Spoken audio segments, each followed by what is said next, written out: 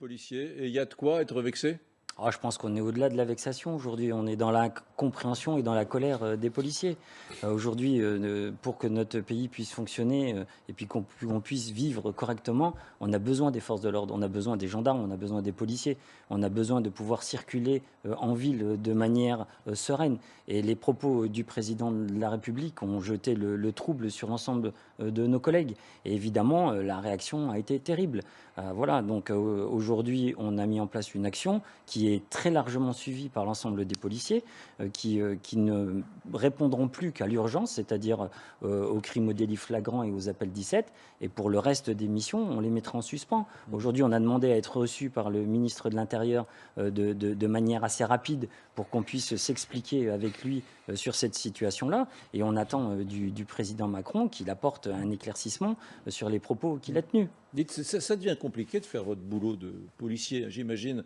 On a tous vu ces images à la manif où les policiers sont attaqués. C'est quand même dur de se lever le matin, d'être simplement un fonctionnaire. On a choisi la police pour voilà, servir l'État et on se retrouve dans ces situations-là. Vous avez encore des jeunes qui viennent comme ça vers la police, qui s'engagent Vous savez, c'est très compliqué.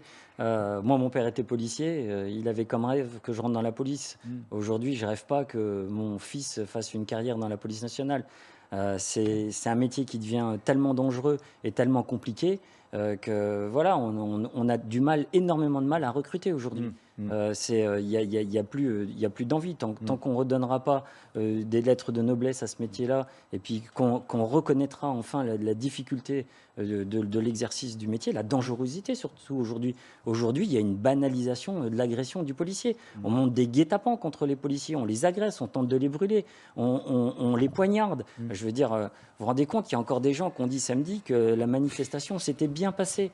C'était bien passé parce qu'on n'avait pas eu énormément de manifestants blessés, mais on a eu plus de 100 policiers qui ont été blessés. Aujourd'hui, vous me disiez pendant la pub, aujourd'hui, une arrestation dans un bus, dans un tramway, dans un métro, un simple contrôle d'identité, ça ne se passe pratiquement plus jamais bien. Non, c'est le constat qu'on en fait sur la voie publique tous les jours. C'est-à-dire que quand on est en présence d'un délit et qu'on essaie d'interpeller les individus auteurs de faits, il n'y en a plus jamais un qui se laisse arrêter sur l'initiative des policiers.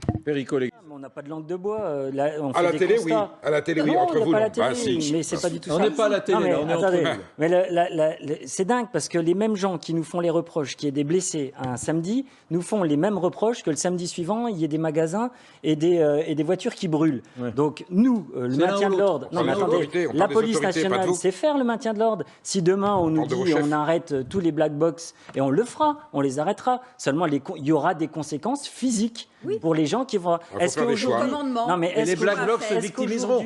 Parce qu'ils diront, je m'appelle Jean-Pierre Boulard, j'ai été agressé. Est-ce qu'aujourd'hui, les citoyens français et la classe politique est prête à accepter que dans des manifestations violentes, pour qu'on interpelle les gens, il y ait des blessés graves, voire au-delà des blessés. C'est la question qu'il faut poser.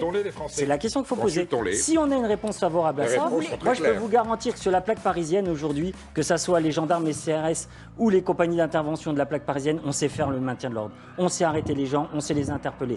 Mais il y a toujours des conséquences aux actes qu'on fait. Donc si on ne peut pas nous reprocher un samedi d'éborgner des gens, d'avoir des blessés sur la manifestation, et que le samedi suivant, il y a des magasins qui brûlent. Caroline, vous avez 15 secondes.